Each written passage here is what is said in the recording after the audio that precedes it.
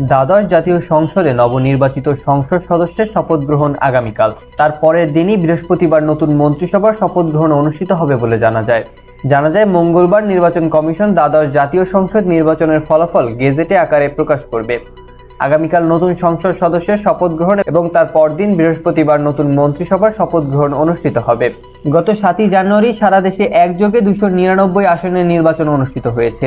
এর মধ্যে 298 আসনের ফল বেসরকারিভাবে ঘোষণা করেছে নির্বাচন কমিশন।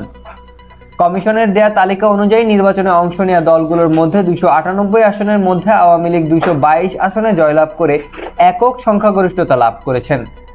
নির্বাচনে জাতীয় পার্টি 11 এবং ওয়ার্কার্স পার্টি, জাসদ ও কল্যাণ পার্টির একটি করে আসন নির্বাচিত হয়েছেন। এছাড়া স্বতন্ত্র প্রার্থীরা 62টি আসনে জয়লাভ করেছেন।